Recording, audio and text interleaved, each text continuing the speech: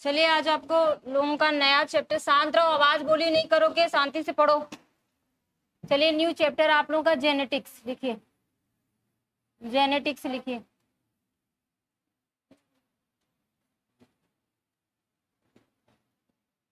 आज आप लोगों का नया टॉपिक है जेनेटिक्स। चलो जरा भाई आप लोग जेनेटिक्स के बारे में बताओ, क्या क्या जानते हो अभी तक।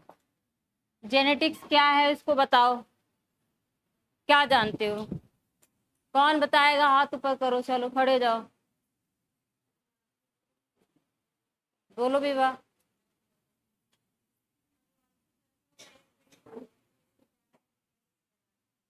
अच्छा, जीन क्या होता है?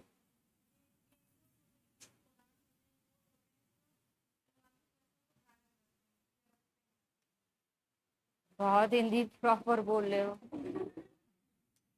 बैठ जाओ। चलिए देखिए भाई जेनेटिक्स क्या होता है। अच्छा बताइए, जेनेटिक्स टर्म किसने दिया है? किसने दिया है? बेटसन ने। जेनेटिक्स के फादर किसको कहते हैं? मेंडल को। मेंडल का पूरा नाम क्या है? ग्रेगर जॉन मेंडल है। ठीक है, वो कहाँ के रहने वाले थे? कहाँ? अरे वो कहाँ के रहने वाले थे? ऑस्ट्रिया के किस शहर के?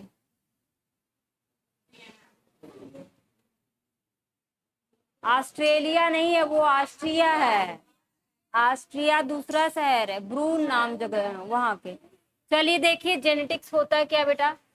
जेनेटिक्स का मतलब है कोई भी और कोई भी व्यक्ति है, ठीक है, उसमें जो उसका करेक्टर आया है, कोई भी करेक्टर हो, उसके बॉडी का कोई भी करेक्टर, चाहे उसके आंखों का कलर हो, चाहे उसके नाकों का शेप हो, चाहे वो बहुत ब्यूटीफुल हो या बहुत इंटेलिजेंट हो, ये सारी चीजें कहाँ से आती हैं? आपकी, आपके जो पूर्वज होते हैं, ठीक है, आपके जो क्या है पूर्वज है, उनसे ही एक करेक्टर आती है। दैट इज मतलब आपके माता पिता। कौन? आपके माता पिता। आप लोगों को पता है कि एक अगर ह्यूमन बीइंग है उसमें क्रोमोसोम की संख्या कितनी होती है? 46 होती है।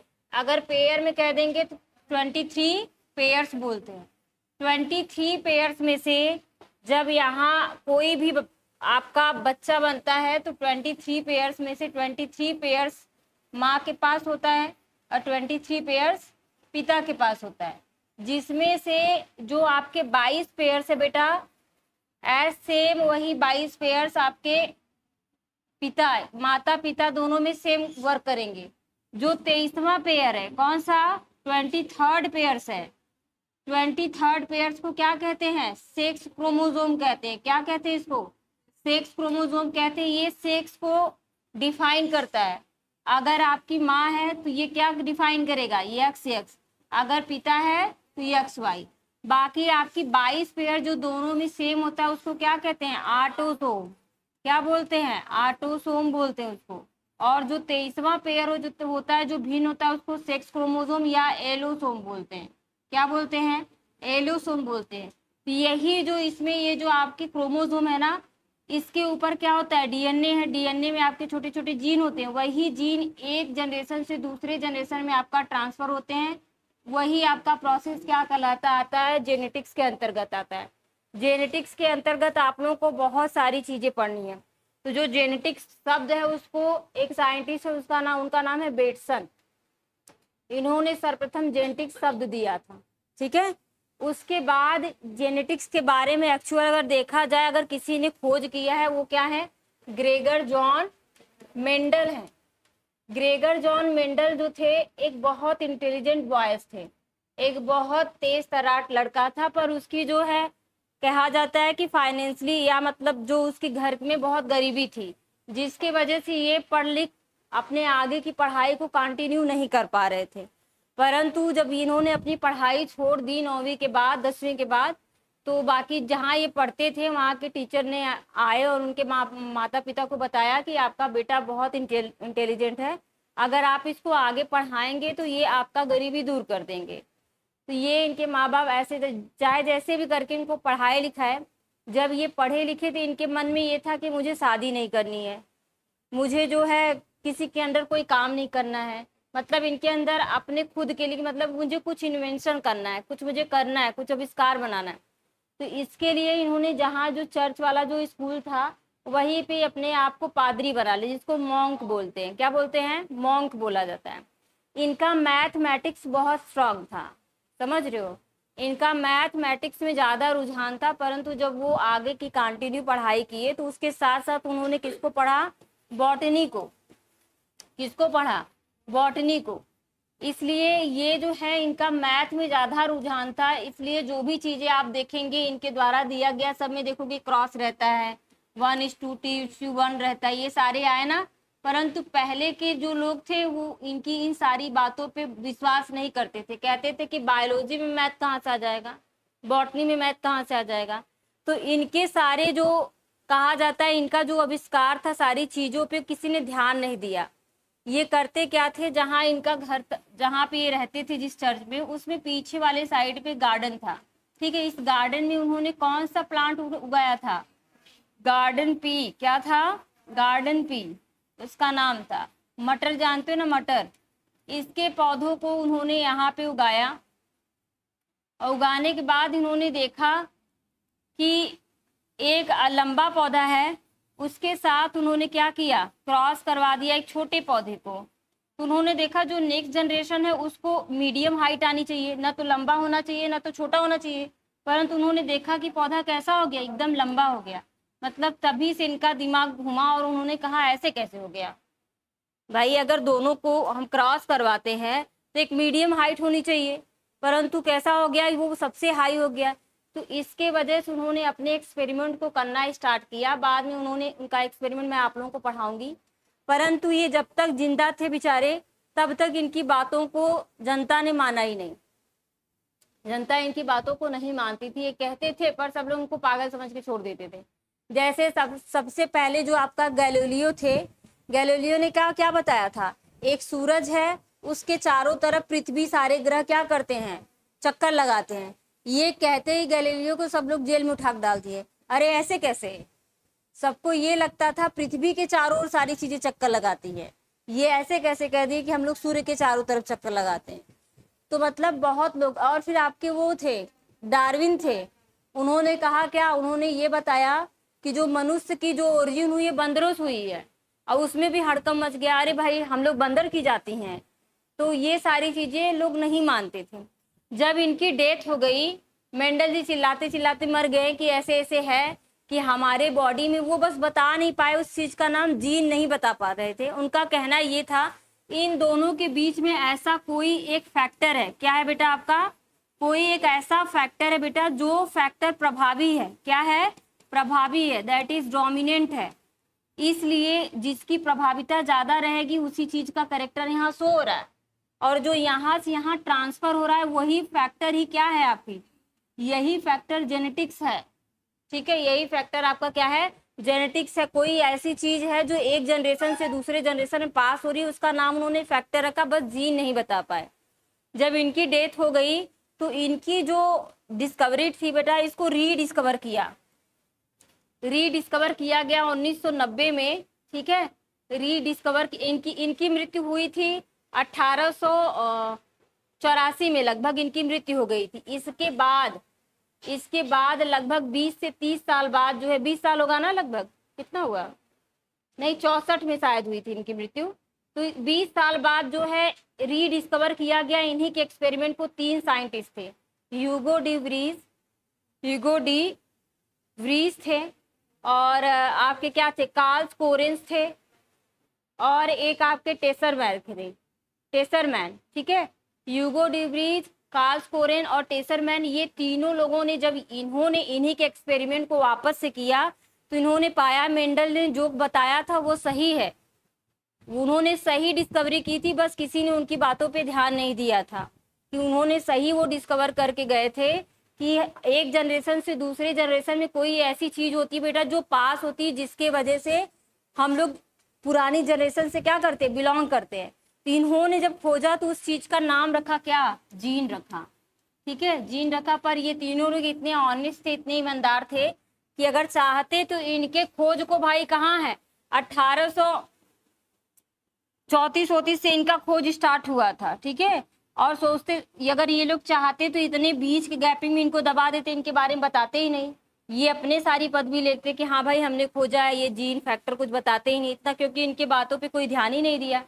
परंतु कहा जाता ना किसी की मेहनत जाया नहीं जाती, किसी न किसी रूप में, चाहे मरने के बाद चाहे जिंदा इंसान कहीं ना कहीं वो आ ही जाता, अच्छा कर्म किया रहता है। तो ये तीनों लोगों ने इन्हीं को इसकी क्या दी है, डिस्कवरी की, इन्हीं को पदवी दी और इन्हीं को क्या बताया कि ये यही फादर है जेनेटिक्स के, ठीक है। इसलिए इनका ही क्या हुआ, जेनेटिक्स में इन्हीं का ही प्रभुत्व है। उसके बाद जो इसको रीडिस्कवर किया गया, तो ये आपका क्वेश्चन पूछता है कि मेंडल के जो एक्सपेरिमेंट को वापस से रीडिस्कवर किस साइंटिस्ट ने किया था। ये 3 साइंटिस्ट थे, इन्होंने उसी नाम का जीन रख दिया, इन्होंने उस चीज को, जीन को क्या कहा था, फैक्टर। तो क्वेश्चन ये भी पूछा जाता है कि मेंडल द्वारा जो डिस्कवर किया गया था, जो उन्होंने एक्सपेरिमेंट किया, उसमें जो एक जनरेशन से दूसरे जनरेशन जाता है उसका क्या नाम है, फैक्टर, जीन, कैरेक्टर, ट्रेड्स। तो वहां क्या बताएंगे आप, फैक्टर बताएंगे। तो ये सारी चीजें आप लोगों को जेनेटिक्स में पढ़ना है, ठीक है।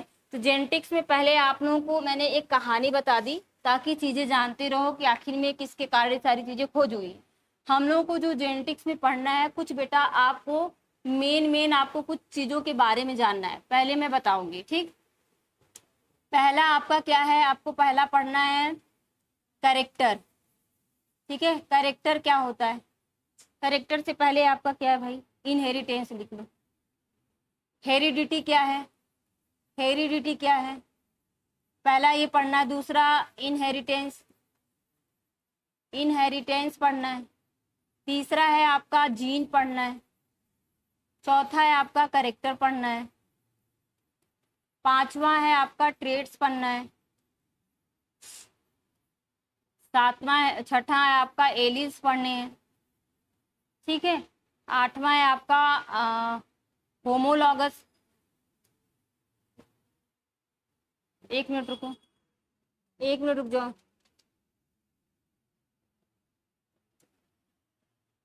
Homozygous, homozygous.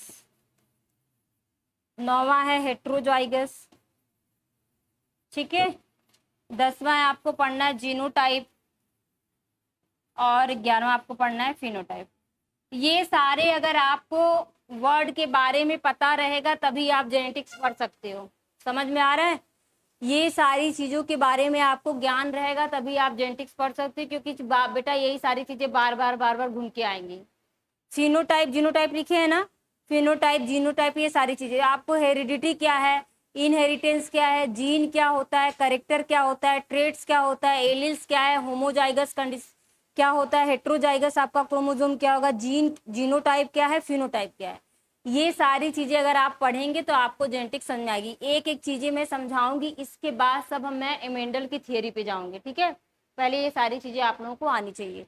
तो सबसे पहले आप लोग जेनेटिक्स लिख के उसके बारे में लिखो, फिर एक एक चीजें मैं यहाँ से पढ़ाती जाऊंगी। चलो लिखो, लिखो जेनेटिक्स, जेनेटिक्स लिखो। जेनेटिक्स टर्म वाज, लिखो, टर्म वाज गिवन बाय, ये शब्द जिसके द्वारा दिया गया उसका नाम क्या है, बेटसन, ठीक है। उनका नाम लिखिए डब्लू बेटसन, डब्लू बेटसन। और इन्होंने 1905 में ये टर्म दिया था। डब्लू बेटसन द्वारा जेनेटिक शब्द दिया गया है, ठीक है। और इनकी एक बुक है, उस बुक का नाम लिख लीजिए। और ये टर्म इन्होंने जिस बुक में आपका डिफाइन किया उस बुक का नाम लिखो मॉडर्न जेनेटिलिया, मॉडर्न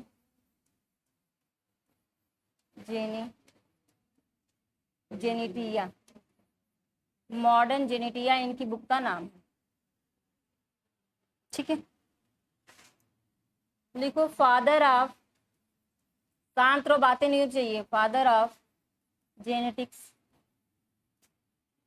जेनेटिक्स के फादर क्या है, ग्रेगर जॉन मेंडल। इनका नाम क्या है बेटा पूरा, Gregor John Mendel, Gregor John Mendel, ठीक है। ग्रेगर जॉन मेंडल ने को फादर कहा जाता है।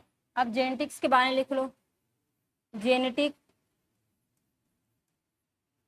Genetic is a branch of science, genetic is a branch of biological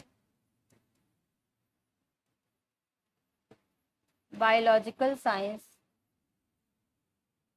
which deals with which deals with which deals with the study of which deals with the study of mechanism of passing। बातें नहीं होनी चाहिए, बोलिए 100 बार बात मत करो, नहीं बाहर कर दूंगी भी मैं। आप chromosome, passing of chromosomal, passing of character लिख लो, passing of character from parents to offspring. Parents का मतलब माता पिता से उनके बच्चों में, उनकी संतानों में, offspring. And causes of variation in closely related organism।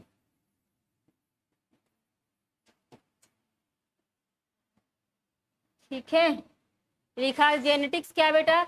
Genetics is the branch of biology science. Biology science का जेनेटिक वह ब्रांच होता है जो deals with the study of mechanism of passing of character from parents to offspring. कहा गया इसमें study किया जाता है किसके बारे में? एक कैरेक्टर है जो आपके कहाँ से पास हो रहा है, पेरेंट्स से उसके बच्चों में जा रहा है। And cause the variation is closely related to organism, जो उस ऑर्गेनिज्म के बीच में क्या शो करता है? वेरिएशन। एक भाई दूसरे भाई से इसी वेरिएशन के कारण ही क्या होता है? अलग होता है। ठीक है, 100% जो आपका जीन होता है बेटा, इस जीन में पूरे वर्ल्ड में, पूरे पॉपुलेशन में, ध्यान से सुनना, ये पूरे वर्ल्ड की पॉपुलेशन है, सारे पॉपुलेशन में 99.9% जीन हर व्यक्ति का सेम है। हम दोनों का अगर मान लो मेरा और इसके साथ अगर इनके साथ मेरा जीन है, तो हम लोग की जीन की जो सिमिलरिटी कितनी है? 99.9% हम सबकी जीन सेम है। 0.1% जो जीन होता है बेटा, ये क्या होता है? एक दूसरे से डिफरेंट होता है। इसी 0.1% जीन की वजह से पूरा पॉपुलेशन देखने से एक दूसरे से क्या है? डिफरेंट है।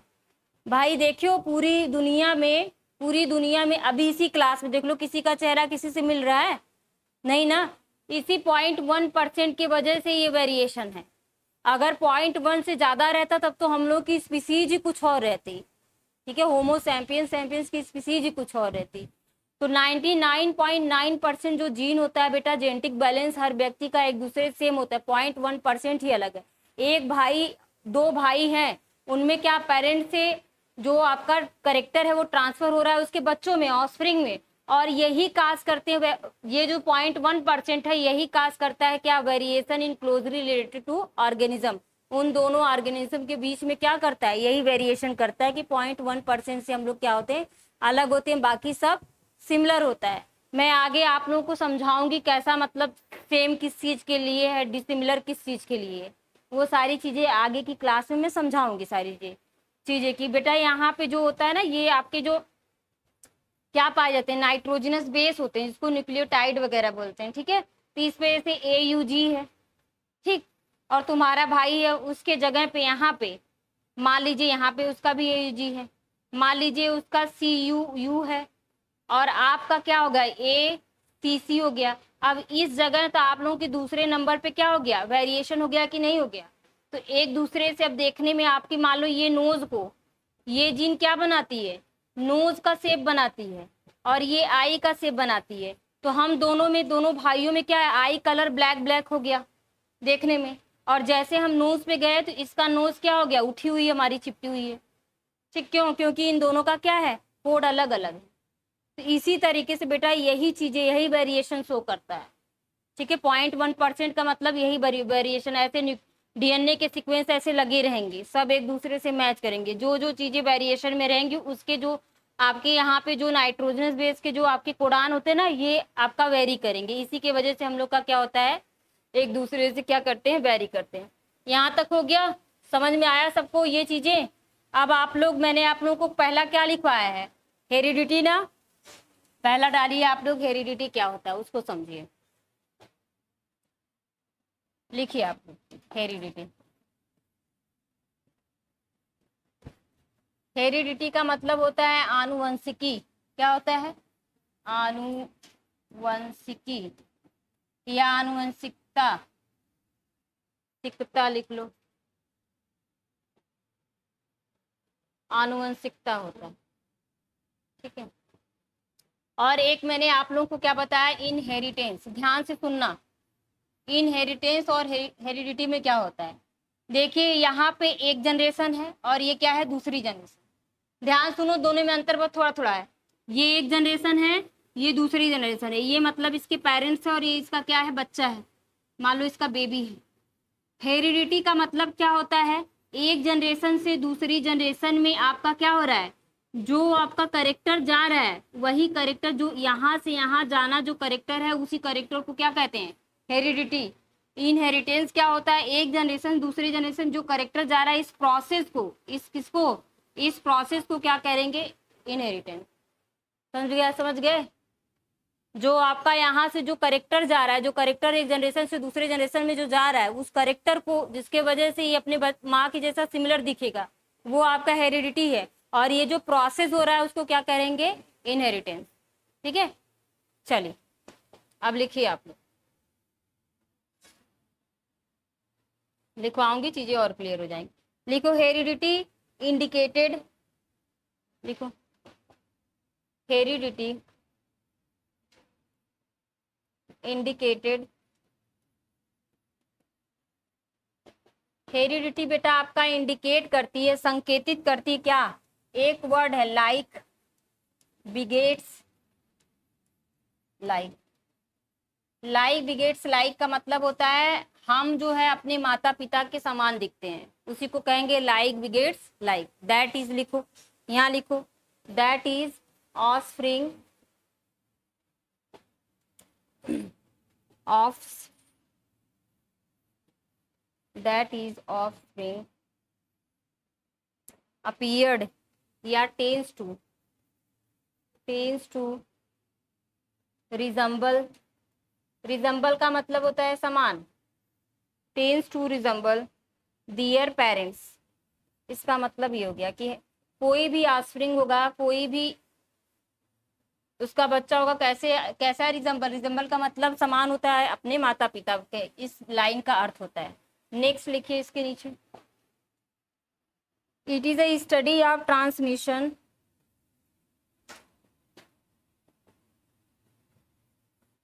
It is a study of transmission, it is a study of transmission, structural,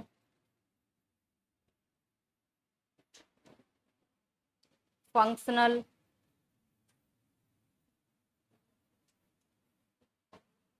and behavior and behavioral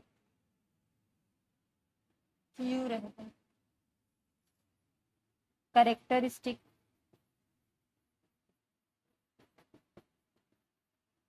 characteristics from one generation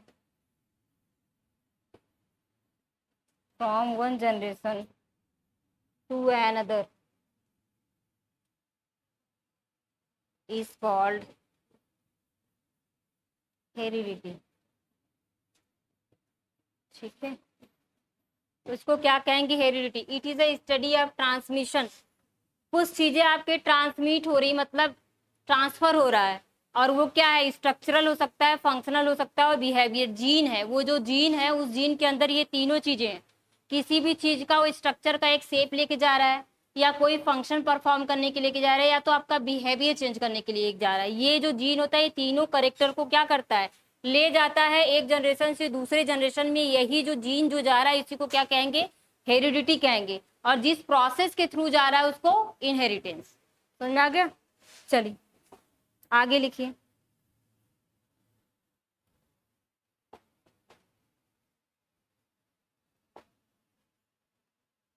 inheritance लिखिए, इनहेरिटेंस।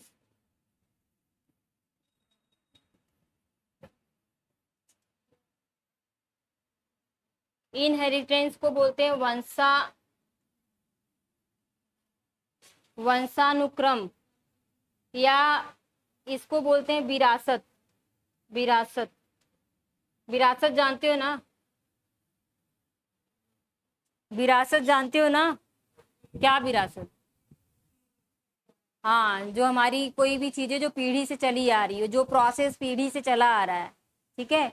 मान लो पीढ़ी से चला क्या आ रहा है, मान लो कोई लड़की बहुत, उसके घर की सारी लड़कियां बहुत सुंदर है, तो उनकी पीढ़ी में क्या होगा, उनके जो पूर्वज रहे होंगे काफी खूबसूरत होंगे, इसलिए उनकी सारी पीढ़ियों में उसी तरीके से वो विरासत चली आ रही है, उसको ही कहते हैं इनहेरिटेंस। और जिस करेक्टर की वजह से वो सुंदर दिख रही है उसको कहेंगे हेरिडिटी। ठीक है, चलिए लिखिए, इनहेरिटेंस में लिखिए आप लोग। It is a process, it is the process by which, ये एक तरीके की आपकी प्रक्रिया है, by which character are traits। अभी समझा रही हूँ करेक्टर और ट्रेट्स का मतलब क्या है। करेक्टर आर ट्रेट्स दोनों अलग अलग होते हैं। पास फ्रॉम वन जनरेशन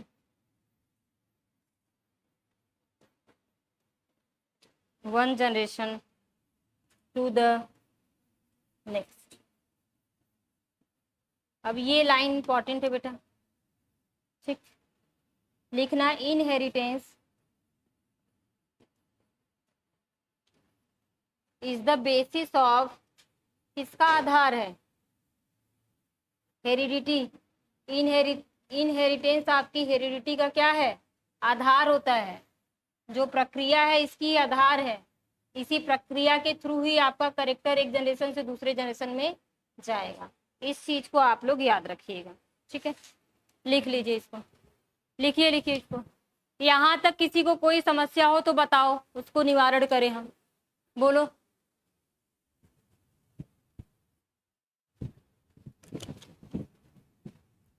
यहाँ तक किसी को कोई प्रॉब्लम हो तो बताइए आप लोग।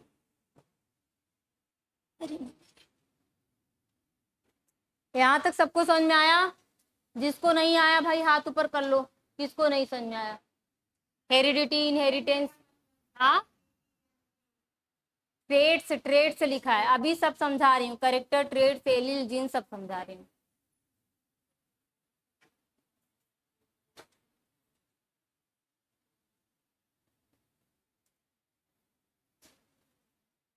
हो जाए तो बताइए आप लोग, फिर आगे का पढ़ाएं।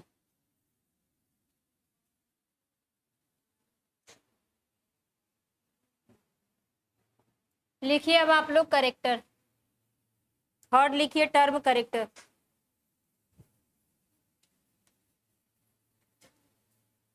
बेटा अगर आप कहीं पढ़ोगे ना किसी इंस्टीट्यूट में, तो उसमें डायरेक्ट वो मेंडल के प्रिंसिपल से स्टार्ट कर देते हैं। कोई आपको जीन, करेक्टर, एलिस नहीं पढ़ाने जाएगा। इसलिए पढ़ाते, मुझे पता है तुम लोगों को उसका क्लियरिटी नहीं पता। जब मैं सब बार बार करूंगी तो क्या जेनेटिक्स समझ में आएगा, कोई मतलब नहीं।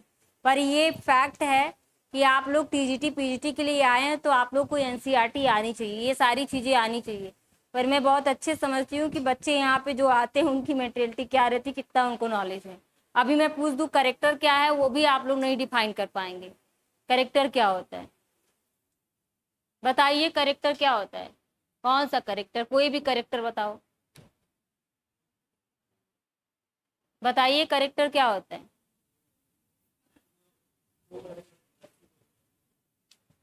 हाँ, जो चीजें हमें क्या होती है, अपीयरेंस होती है, जो चीजें प्रदर्शित होती है, जिसको हम देख के समझ सकते हैं, वो आपका क्या होता है, करेक्टर।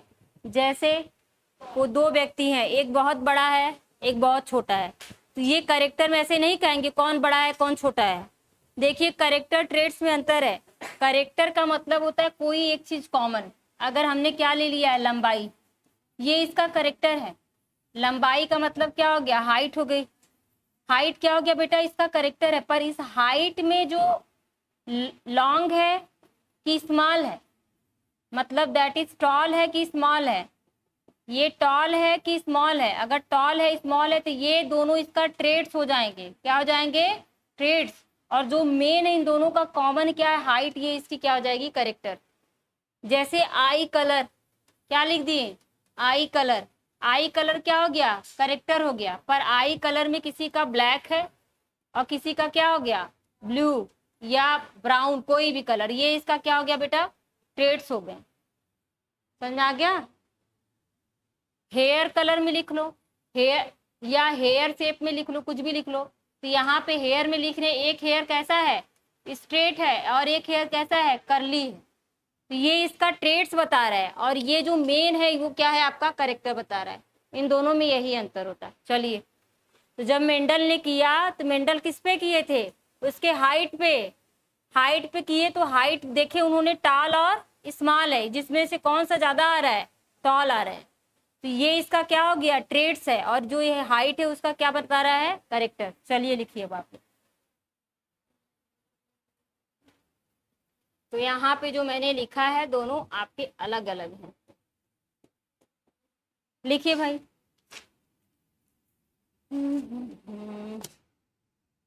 इट इज द, लिखो इट इज, लिखिए आप लोग। It is a well defined, बातें नहीं होनी चाहिए भाई, बार बार मैं बोलूंगी तुम लोगों को। It is a well defined morphologically, morphologically, it is the well defined morphologically or physiologically,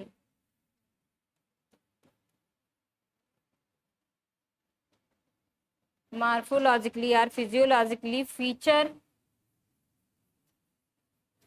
in an organism, किसी भी ऑर्गेनिज्म का मार्फोलॉजिकली या फिजियोलॉजिकली जो फीचर्स होते हैं, जो बाहरी रूप से आपको देखने में जो फीचर्स आपको अपीयर्स होते हैं, उसी को क्या कहते हैं, कैरेक्टर बोलते हैं। ठीक है, एग्जाम्पल में लिख लीजिएगा आप लोग, एग्जाम्पल में आप लोग लिख लेना। जैसे आपका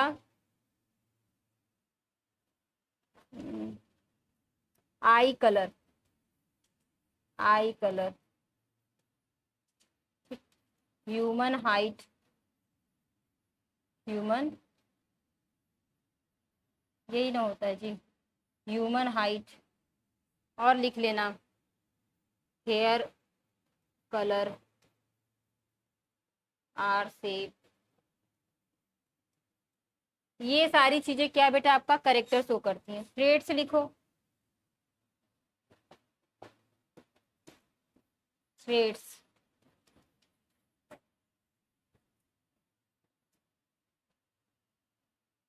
लिखिए आप लोग। इट इज,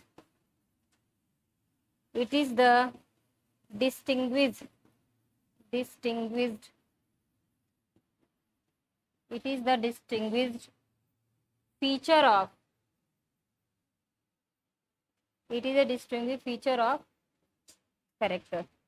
किसी भी करेक्टर का जो फीचर क्या कर दिया जाए, क्लासीफाई कर, अगेन उसको डिवाइड कर दिया जाए, तो जो इसके फीचर को डिफाइन कर दे वही क्या कहलाएगा, ट्रेड्स। जो करेक्टर के फीचर को क्या कर दे, डिस्टिंग्विश कर दे, डिफाइन कर देगे, वो क्या कहलाएगा बेटा, आपका ट्रेड्स। जैसे आप लिख लेना ह्यूमन हाइट, ह्यूमन हाइट में लिख लेना आप लोग। इसमें दो होते हैं, या तो वो टॉल हो सकता है या तो ड्वार्फ हो सकता है, या तो बौना हो सकता है या तो लंबा हो सकता है। ये दोनों क्या शो कर रहे हैं, ये ट्रेड्स शो कर रहे हैं। और ये जो ह्यूमन हाइट है ये क्या शो कर रहा है बेटा, आपका करेक्टर।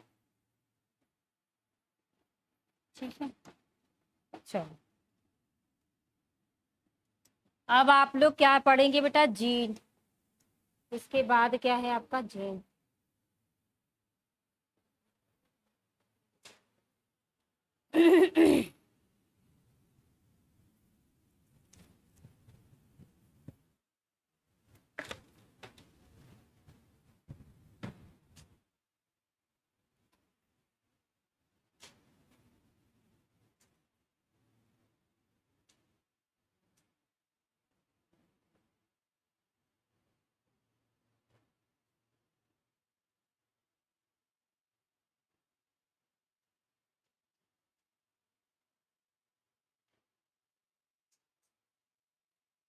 यहाँ तक सबको समझ में आया?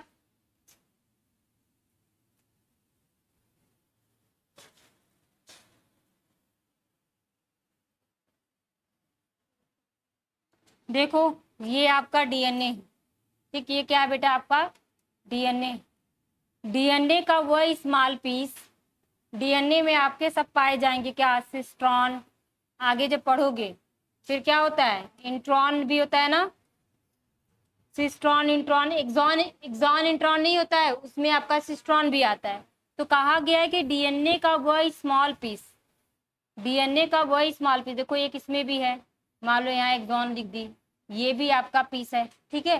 तो डीएनए का वह स्मॉल पीस जिससे एक क्या बने, जो एक परफेक्ट आपका आरएनए बना दे, क्या बना दे, एक परफेक्ट आरएनए बना दे। वो आरएनए क्या हो सकता है, एमआरएनए, मतलब कोई प्रोटीन बना दे, ठीक है, या तो आरआरएनए, ठीक है, या तो आपका टीआरएनए बना दे किसी कोडान के लिए। मतलब डीएनए का वह स्मॉल पीस जो किसी एक परफेक्ट आरएनए को जन्म दे दे या एक परफेक्ट आरएनए के लिए कोड कर दे, उसी पीस को क्या कहते हैं, जीन कहते हैं। क्या कहते हैं बेटा, जीन कहते हैं। और हर पीस आपका जीन नहीं होता, ये नहीं है, ये नहीं है, जहां से स्ट्रॉन फिर आया तो फिर ये कोड करेगा किसी और आरएनए को, ठीक है। तो डीएनए का वह स्मॉल पीस जो एक परफेक्ट आरएनए को बना दे, वही आपका जीन कहलाता है। मोटे मोटे तौर पे ये होता है, इसका एक्चुअल मीनिंग ये होता है। जो आपका सेंटेंस लिखने वाला वो अलग है, ठीक है। बस अगर कोई पूछे तो डायरेक्ट यही बताओ कि डीएनए का वह स्मॉल पीस जिससे एक कंप्लीट आरएनए बन जाए। या तो कोई हमारी बॉडी में आरएनए में क्या बनता है, अगर आपका एमआरएनए बन रहा है तो इसका मतलब क्या बन रहा है, प्रोटीन बन रही है। हमारे डीएनए का कोई ऐसा पीस है जो एक प्रोटीन बनाने के लिए हेल्प कर रहा है। वो प्रोटीन क्या करती है, हमारी बॉडी बिल्डिंग करती है कि नहीं करती, हमारी बॉडी के सारे सेल को बनाती है। टीआरएनए बना दिया, किसी स्पेसिफिक कोड के लिए, कोड करने के लिए बना दिया। तो वो जो आपका छोटा पीस होता है उसी पीस को क्या कहते हैं, जीन कहते हैं। समझ में आ गया? चलिए आगे देखिए, अब इसको लिखो, चलो जीन क्या है। लिखो a small, लिखो a small piece of, a small piece of DNA, the small piece of, या small piece of DNA which coding of a perfect RNA, जो एक परफेक्ट आरएनए को कोड करे उसी को क्या कहते हैं हम, which coding for a complete RNA या perfect RNA is called gene. या आर दूसरा एक ये भी लिख सकते हो जो बुक में आपका लिखा गया है, लिखो इनहेरिटेंस, इनहेरिटेंस, इनहेरिटेंस ऑफ, या इनहेरिटेड फैक्टर लिखो, inherited, inherited factor that determines the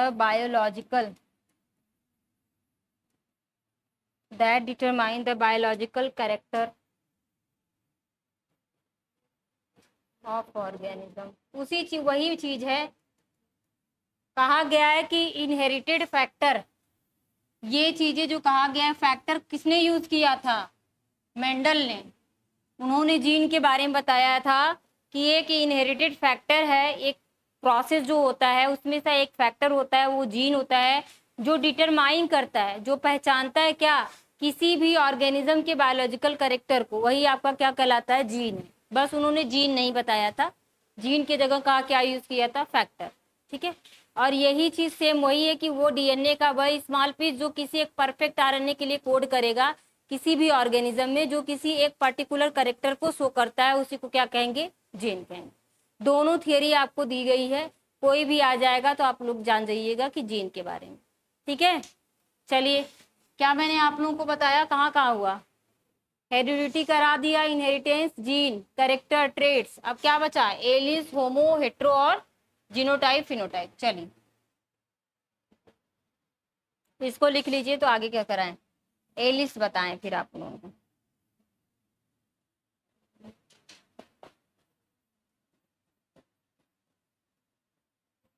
चलो जी बताओ, एलिस के बारे में कौन क्या जानता है, कौन क्या जानता है एलिस के बारे में, बताओ एलिस क्या होते हैं।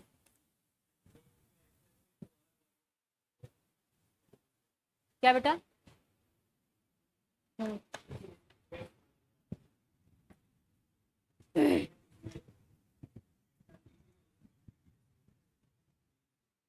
हम्म, क्या,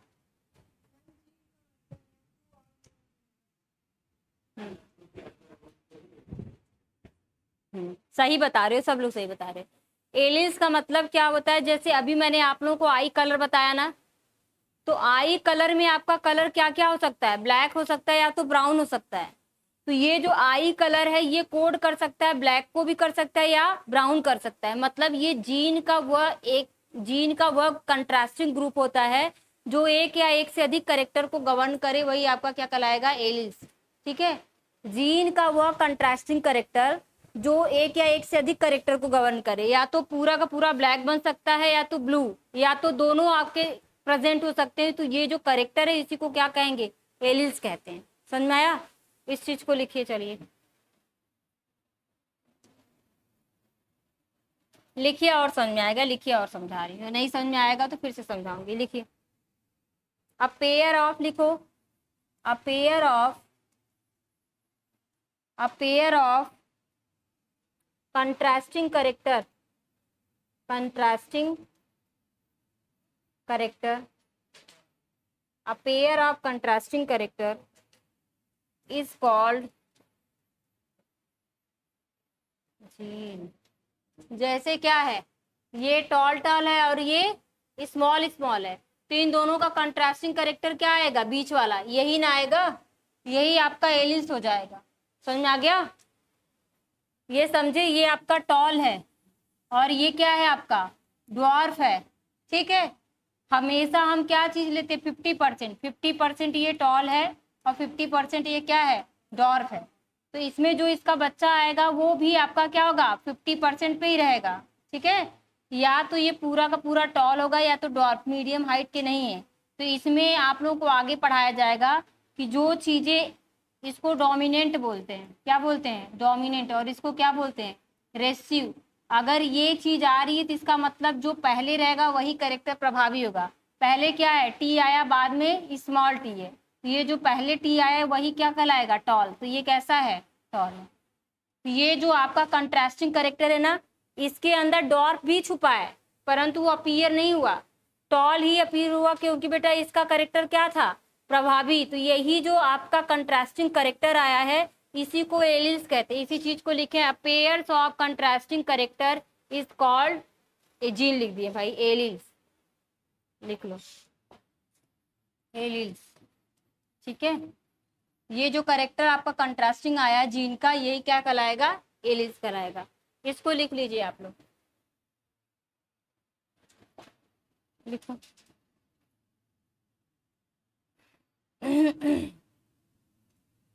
इसके बाद अब आप आ जाइए, इसके बाद कौन सा फिनोमिना था, होमोजाइगस, होमोजाइगस कंडीशन क्या होता है।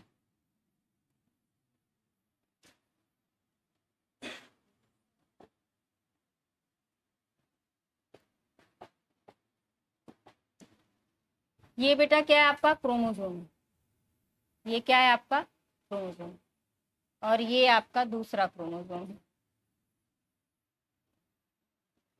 ठीक, ये मान लो मदर है और ये क्या है, फादर।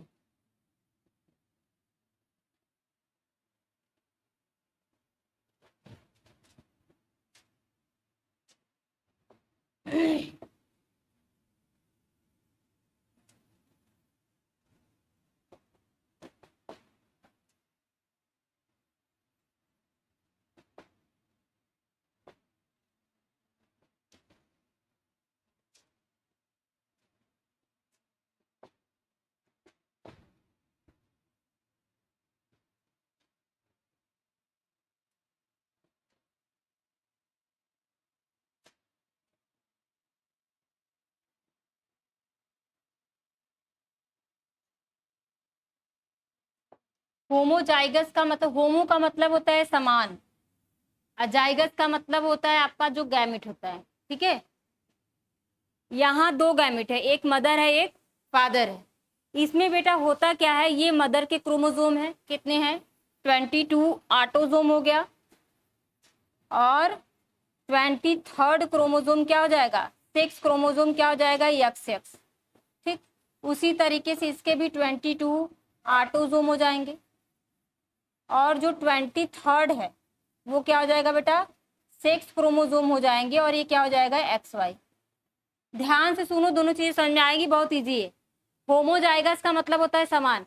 अब यहाँ पे आई कलर, ये भी क्या हो गया, आई कलर।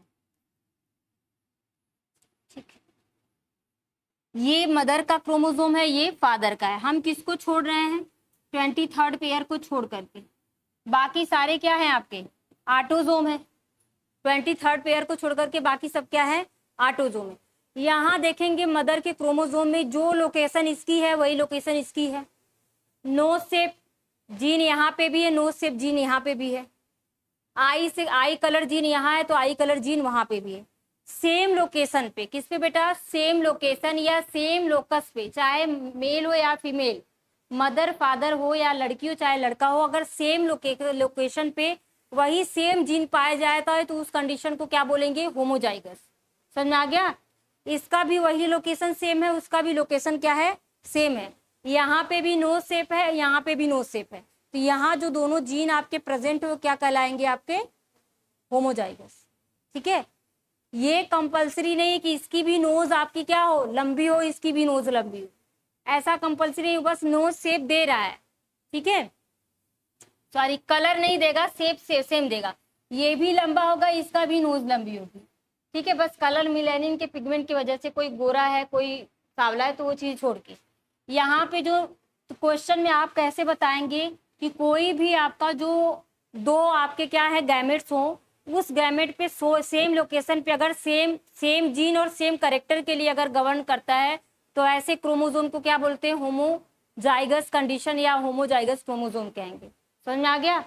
हेट्रो का मतलब है, हेट्रो में क्या होता है बेटा, ये नोज है देख रहे हो ना, यहाँ नोज कलर के लिए कर रहा है और यहाँ मान लो आई कलर के लिए कर दे तो आई कलर के लिए यहाँ कर देगा तो आपका हेट्रो हो जाएगा। कभी कभी क्या होता है सेम लोकेशन पे भी रहता है तो आई कलर यहाँ ब्लैक हो जाएगा, वहां पे ब्लू हो जाएगा। समझ में आया। तो हेट्रो का मतलब होता है उनका लोकेशन सेम नहीं होगा, भले उनका करेक्टर सेम आ जाए। समझ रहे, बस लोकेशन जिसका सेम रहे और सेम करेक्टर आता है तो उसको होमोजाइगस कहेंगे, और लोकेशन डिफरेंट डिफरेंट रहेगा, मान लो यहाँ पे आई कलर है और यहाँ पे आई कलर है, तब तो ये दोनों हेट्रोजाइगस हो जाएंगे। लोकेशन इनका सेम नहीं होगा, आई कलर इसमें भी पाया जा रहा है आई कलर इसमें भी पाया जा रहा है, पर लोकेशन क्या है आपका डिफरेंट हो तो क्या हो जाएंगे, हेट्रोजाइगस कंडीशन हो जाएगा। अब लिखिए आप लोग, होमोजाइगस में लिख लो, ये फिगर बना लेना, आप लोगों को हेल्पफुल होगा। यहाँ लिख लेना सेम लोकेशन, लोकेशन को उसने लोकस लिखा है। ठीक है, सेम लोकस पे वही सेम जीन जो पाया जाता है इसको कहेंगे homozygous condition.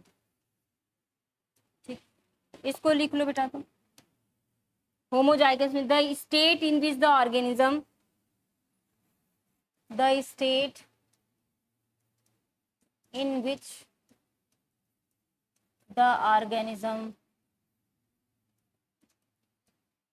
The organism has two similar character, has two similar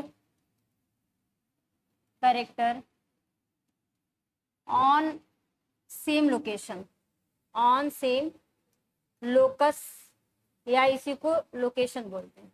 तो ऐसे क्रोमोसोम को हम क्या बोलेंगे, कंडीशन को होमोजाइगस, हेट्रोजाइगस लिखो।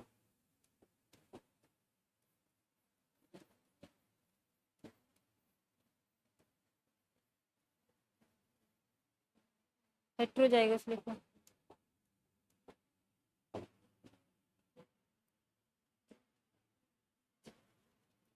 इन दीज ऑर्गेनिज्म तो two different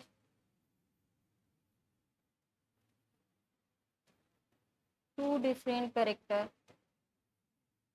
on different location, two different character लिखो।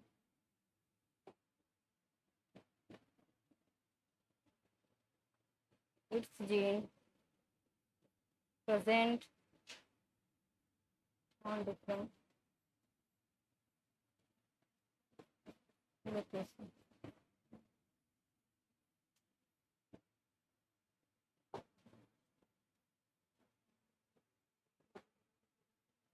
एग्जाम्पल में ये लिख सकते हो आप एग्जाम्पल में। तो आप लोगों का अगर ये कैपिटल टी स्मॉल टी रहता है तो इस कंडीशन को क्या बोलते हैं, होमोजाइगस, ठीक है। और ये रहता है तो ये क्या हो गया, हेट्रोजाइगस। समझना क्या, लिख लीजिए। यहाँ पे कैपिटल आर भी हो सकता है, स्मॉल आर कुछ भी हो सकता है। इस तरीके से डोमिनेंट रेशियो दोनों होगा। और ये जो बनता है ये हाइब्रिड बनता है, इसको क्या बोलते हैं बेटा, हाइब्रिड। ये हाइब्रिड होता है, दोनों का मिक्स है। डोमिनेंट रेशियो का हाइब्रिड होता है, ये आपका डोमिनेंट इसको बोलते हैं, और इसको रेसेसिव कैरेक्टर बोलते हैं। स्मॉल वाले को रेसिव का मतलब होता है छिपा हुआ, डोमिनेंट का मतलब होता है प्रभावी, ठीक है। करिए यहाँ तक।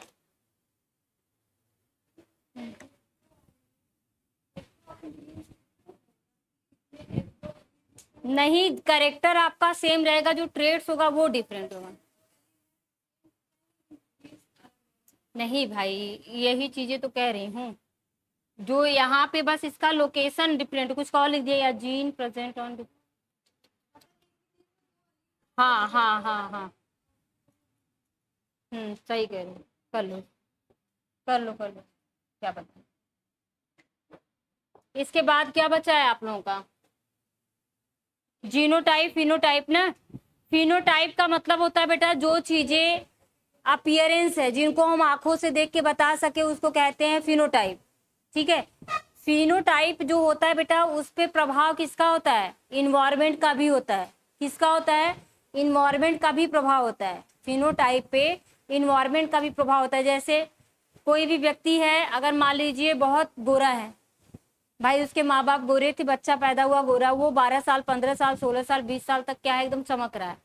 परंतु जैसे भाई अगर उसने अच्छे से पढ़ाई नहीं की, वो मजदूरी काम में लग गया, बिल्डिंग में जाकर के दिन भर वो जो लगा के सब इंजीनियरिंग वाला जो काम करते नहीं है, सिविल वाले, वो ऐसे काम करोगे तो आपका जो कलर था वो डल हो जाएगा कि नहीं।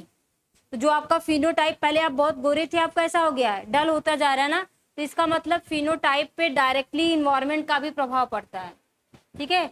और जो जीनोटाइप है उसमें इन्वायरमेंट का प्रभाव नहीं पड़ता है। जीनोटाइप को हम आंखों से नहीं देख सकते, क्योंकि वो जीन के अंदर होने वाले डिफरेंट होते बेटा, ठीक है। वो हमारी बॉडी के जो सेल टू सेल है, उसमें जो क्रोमोसोम है, उसके अंदर होने वाले आपके क्या है, चेंजेस है, उसको हम लोग अपने आंखों से नहीं देख सकते, ठीक है। फिनोटाइप चीजें हम अपनी आंखों से देख सकते हैं। जैसे दो फूल है, एक आपका क्या है, रेड है, एक व्हाइट है, आप देख के बता सकते हो कौन सा रेड है कौन सा व्हाइट है। और दोनों में क्रॉस करवा दिए, पिंक कलर आ गया, तो भी देख के आप बता सकते हो पिंक। पर उसको जब स्टडी करोगे पिंक क्यों आया है, तो उसमें जब आप देखोगे तो वहां मिलेगा इसमें इनकम्प्लीट डोमिनेंट है, इसमें इनकम डोमिनेंट का मतलब है एक जीन प्रभावी, एक जीन आपका दब गया। इनकम्प्लीट डोमिनेंट का मतलब है दोनों जीन अपने अपने प्रभाविता को दर्शाएं, इसलिए उसका कलर चेंज हो गया। तो वो चीजें आपका क्या कहलाता है, जीनोटाइप रहेगा। पर जो चीजें अपीयर्स होके हमको दिख रही हो क्या हो जाएगी, आपकी फिनोटाइप हो जाएगी। ठीक है, जीनोटाइप पे डायरेक्ट इन्वायरमेंट का कोई प्रभाव नहीं पड़ता।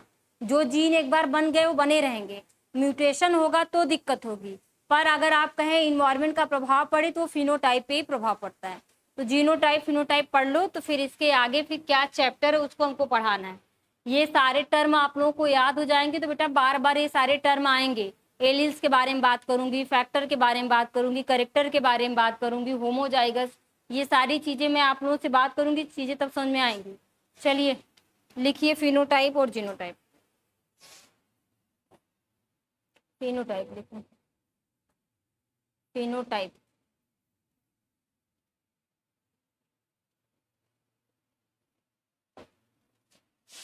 लिखो एक्सटर्नल फीचर ऑफ ऑर्गेनिज्म, किसी भी ऑर्गेनिज्म का external feature which directly affected by environment. ठीक है, ये आपका जीनोटाइप हो जाए। जैसे red and green seed, tall and dwarf plant, ये सारे क्या है बेटा आपके दिख देख के आप बता सकते हो आपका क्या हो गया, फिनोटाइप। क्या फिनो, दूसरा लिखो genotype.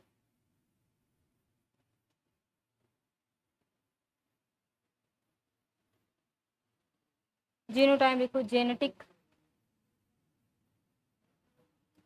Genetic two alleles, genetic two allelic pairs is considered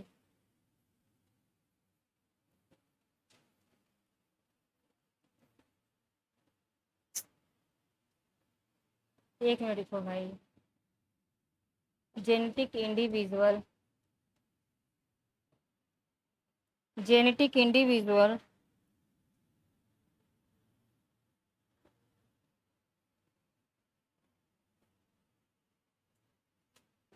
constitute of individual, constitute of individual, genetic constitute of individual is called genotype।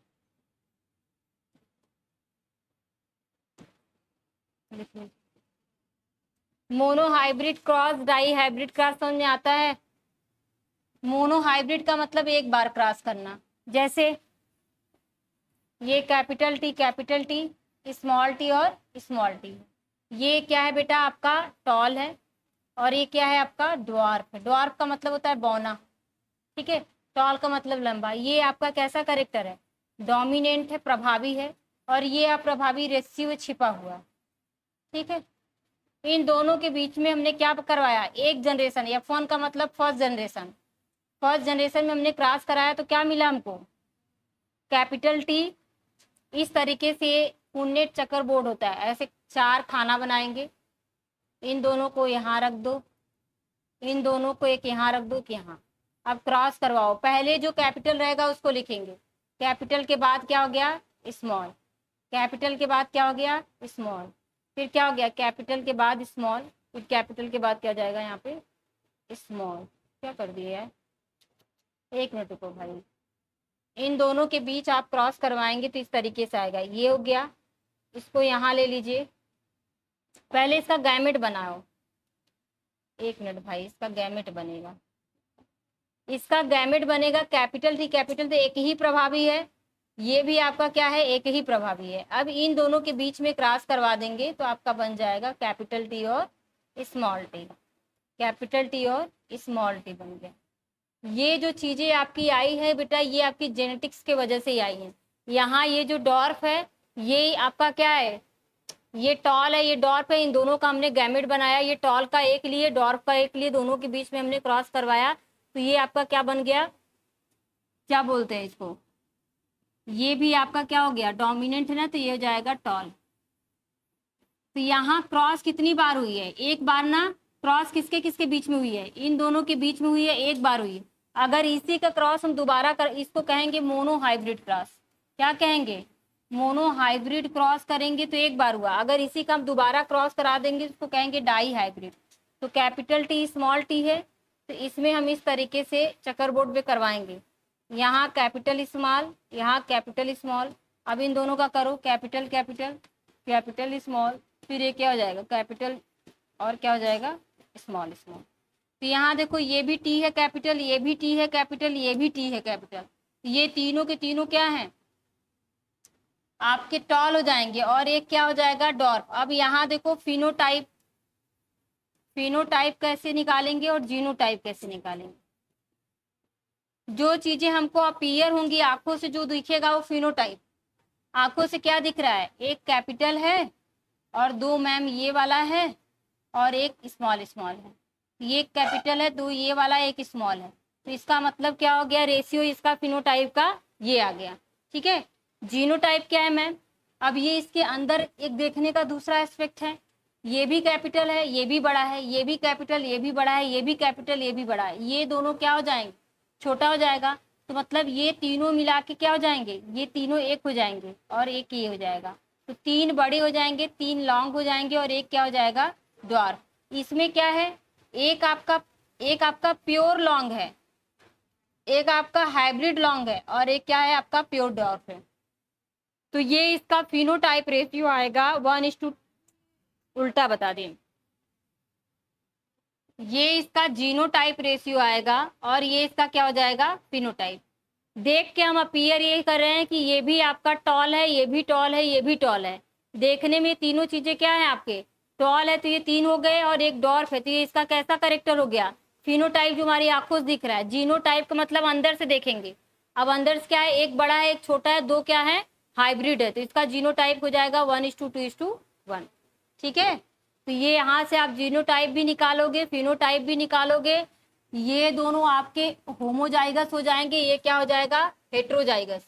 ये पूरा एक आपका रूप आए, इसको एलिस कहेंगे। और जिसके वजह से सारे करेक्टर टॉल और डॉर्फ हो रहे हैं, वो किसके वजह से हो रहा है, जीन की वजह से हो रहा है। तो ये सारी चीजें आपकी इसी में इंक्लूड हो जाएंगी। तो यहाँ पे मोनो हाइब्रिड क्रॉस का मतलब है, अगर एक बार हम टॉल और डॉर्फ में इसका गैमेट बना लेते टी और स्मॉल टी, इन दोनों में क्रॉस करवा दिए तो हमको टॉल मिला। और कैसा टॉल है, ये हाइब्रिड है, तो इसको कहेंगे मोनो हाइब्रिड क्रॉस हो गया। और इसी क्रॉस को दोबारा अगर करवा देते हैं capital T small T, capital T small T से, तो ये जो क्रॉस होने के बाद हमको ये चीजें जो मिली हैं, इस क्रॉस को कहते हैं डाई हाइब्रिड क्रॉस। क्या कहेंगे, die hybrid cross. Monohybrid, dihybrid समझ में आ गया। अब सारी चीजें आप लोगों की कंप्लीट हो गई। अब आप लोगों को मुझे आगे पढ़ाना है। यहाँ तक किसी को कोई दिक्कत हो तो बताए। मैंने आप लोगों को सारी चीजें पढ़ा दी है। हेरिडिटी क्या है, inheritance, gene, character, traits, alleles, homo, hetero, geno और फिनो। अब मोनो हाइब्रिड क्रॉस और डाई हाइब्रिड क्रॉस भी बता दिया। इतनी सारी चीजें कंप्लीट होगी। अब आप लोग जेनेटिक्स पढ़ने के लिए रेडी हैं। ठीक है, अब आप लोगों को पूरा बताना है। क्या हुआ, जीनोटाइप फिर समझा दें। देखो बेटा, ये आपका कोई चीजें क्या है, ये मान लीजिए एक पी प्लांट लिए, हम किसका, मटर का पौधा लिए। ये मटर का पौधा कैपिटल टी, कैपिटल टी का मतलब ये क्या है, आपका टॉल है। ये मटर का पौधा क्या है, टॉल है। और दूसरा मटर पौधा पौधा लिए क्या है, स्मॉल ले लिए, इसको क्या कहेंगे, ड्वार्फ। ये बौना है। ठीक है, इन दोनों का हमें गैमेट बनाना है। तो हमेशा बेटा गैमेट 50-50 बढ़ता है। जैसे सपोज दैट ये मेल है और ये फीमेल है, तो इसका करेक्टर हम 50% लेंगे और इसका करेक्टर 50%, तभी ना जो बच्चा आएगा वो 100% होगा। अगर 100 ले लेंगे तो 200% पता नहीं क्या बन जाएगा वो। ठीक है, तो यहाँ से गैमेट बनाएंगे तो एक टी आ गया, यहाँ से एक स्मॉल टी, इन दोनों के बीच में हमने क्रॉस कर दिया तो क्या बन गया, कैपिटल टी और स्मॉल टी। और जो चीजें पहले आएंगी उसी की प्रभाविता होगी। तो कैपिटल टी आया तो मतलब ये पौधा कैसा हो गया, लंबा हो गया, टॉल हो गया। ठीक, अब इसका हमको क्या, यहाँ पे क्या हो गया, मोनोहाइब्रिड। मोनोहाइब्रिड का मतलब एक बार, F1 जनरेशन, F1 जनरेशन में ये क्या हुआ, इसका क्रॉस हुआ तो लंबा बना। अब इसको हमको किस में कराना है, F2 जनरेशन में, इसी का वापस से हम इसी में क्रॉस करवा देते हैं। तो capital T small T into capital T small T, या तो आप इसको ऐसे निकाल सकते हो, इसको पकड़ो और इधर का एक, दोनों को मिला दो, कैपिटल टी स्मॉल टी, फिर इसका एक ही से, फिर इसके इधर वाले से कैपिटल टी स्मॉल टी, अब इसका फिर इससे कैपिटल टी स्मॉल टी, फिर इसका फिर इससे स्मॉल टी और स्मॉल टी।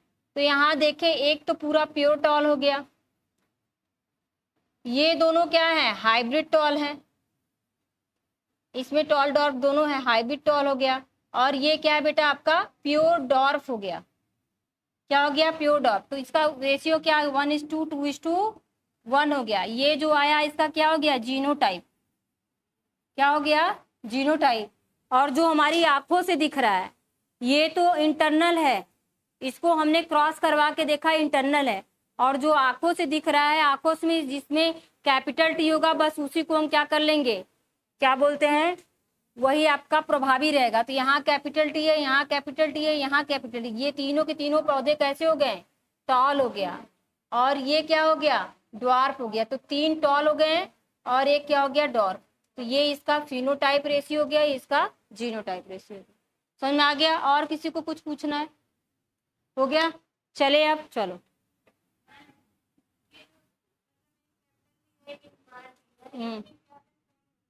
हाँ हाँ, वो उसके क्या हुआ, नहीं देखो, ये होता है बेटा, कुछ करेक्टर ऐसे होते, कुछ जीन ऐसे होते इनएक्टिव होते हैं। जो 50% जीन थे वो एक्टिव थे, इसलिए जो 50% जीन जो थे वो अपना अपीयरेंस नहीं कर पाते तो उनको दबा देते हैं। जैसे 2 लड़के हैं, एक बहुत मोटा मोटा मोटा तगड़ा है, एक पतला है, क्या जो पतला है उसके पास लड़ने की क्षमता नहीं है, लड़ता तो है ना। हाँ, जिराफ वाला भी अगर सोच लो तो उसमें भी वही चीजें आती हैं। तो वैसे ही मतलब वही चीजें हैं कि जो करेक्टर ज्यादा प्रभावी, जिसके पास ज्यादा एनर्जी है, वही अपने आप को अपीयरेंस कर लेता है। और रेस्क्यू के पास उतनी एनर्जी नहीं है तो अपने आप को छिपा लेता है। पर ऐसा नहीं है, जब उसको आप जीनोटिपिकली देखोगे तो पता चलेगा प्योर टॉल नहीं है, वो हाइब्रिड टॉल है, उसमें रेस्क्यू का भी करेक्टर है। समझ में आया। तो इसीलिए मेंडल की थियरी को चेक करने, मतलब रिजेक्ट करने के लिए आया था इनकम्प्लीट डोमिनेंस। ठीक है, इनकम्प्लीट डोमिनेंस ही मेंडल के डोमिनेंट थियरी को क्या करता है, गलत सिद्ध करता है। ऐसा नहीं है, ऐसा नहीं होता है कि आप अगर कोई भी मेल हो या फीमेल उनकी शादी करवा दो, उनके सारे के सारे बच्चे बड़े ही होंगे, ऐसा जरूरी नहीं है, या सारे के सारे बच्चे छोटे ही होंगे, ऐसा नहीं होता है। कभी कभी कुछ बच्चे मीडियम हाइट के भी आ जाते हैं, उस कंडीशन में वो इनकम्प्लीट डोमिनेंट शो करने लगते हैं। ठीक है, जो भी हो, अब आप लोग चलिए पढ़िए।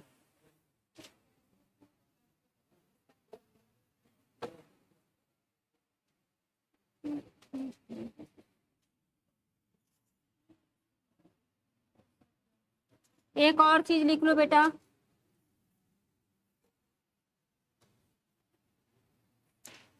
लिख लो एक आप लोगों का ये जो चेकर, इसको बोलते हैं चेकर बोर्ड, इसको बोलते हैं चेकर बोर्ड, मॉडल बोलते हैं। ये किसने दिया है, पुनेट ने। किसने, पुनेट नामक साइंटिस्ट ने दिया है, और इन्होंने इसको 4 भागों में बांट दिया। ठीक है, जैसे हमने कैपिटल टी और स्मॉल टी से इसको क्रॉस करवाया था तो क्या मिला था हमको, यही मिला था ना। इसको फिर उन्होंने इसमें इस तरीके से फिट करके इस चीज को उन्होंने क्रॉस करवाया है। तो ये जो आपका जिस चेकर बोर्ड पे किया गया, इसको किसके द्वारा दिया गया, पुनेट। ये क्वेश्चन पूछता है, पुनेट द्वारा जो आपका मॉडल दिया है उसको चेकर बोर्ड स्क्वायर मॉडल बोलते हैं। ठीक है, किसके द्वारा, पुनेट द्वारा। लिखना है तो बताओ, लिखवा दूं, एक लाइन लिखवा दूं, चलो लिख लो, पुनेट लिखो, Punnett square model, Punnett square model.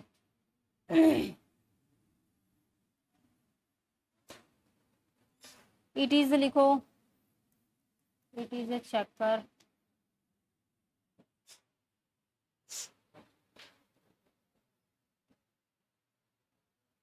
it is a checkerboard which was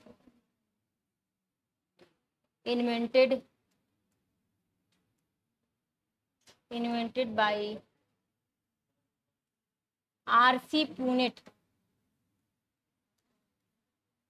ये सारी चीजें आप लोग पढ़ चुके हैं। एंड यूज्ड टू शो, अभी तुम लोग से पूछेंगे जीन पूल क्या होता है, द रिजल्ट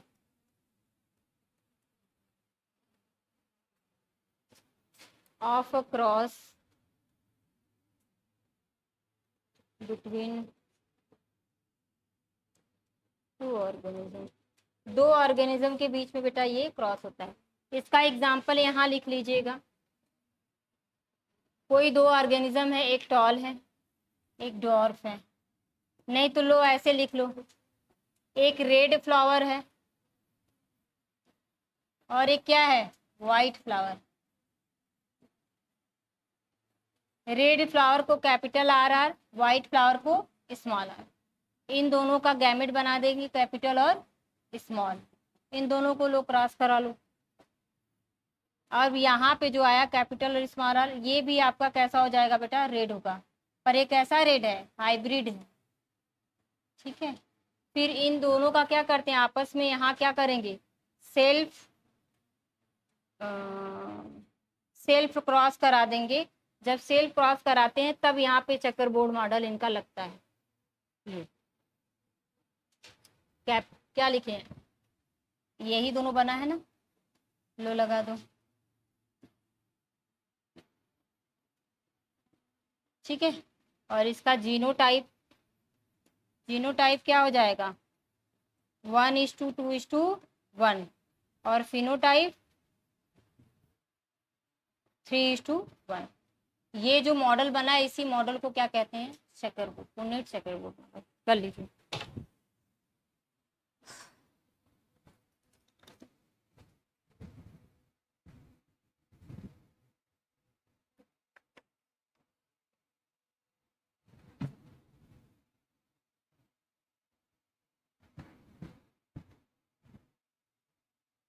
यहाँ बेटा ये जो आपका आया है रेड हाइब्रिड, ये इसका F1 जनरेशन है। क्या है, F1 जनरेशन है।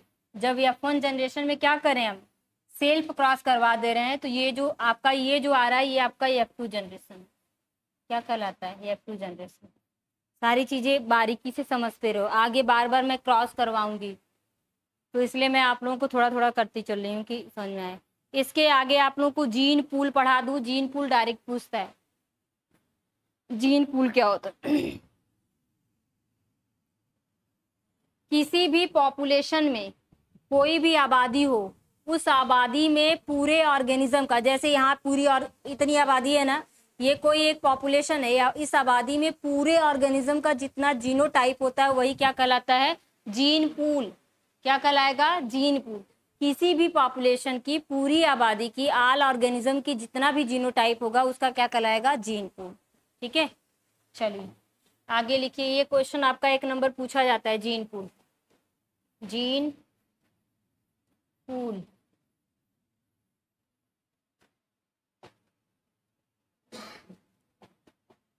लिख लीजिए आप लोग, all the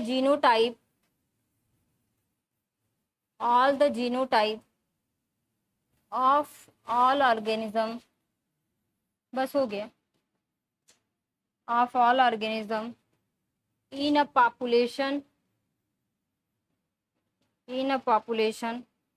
are commonly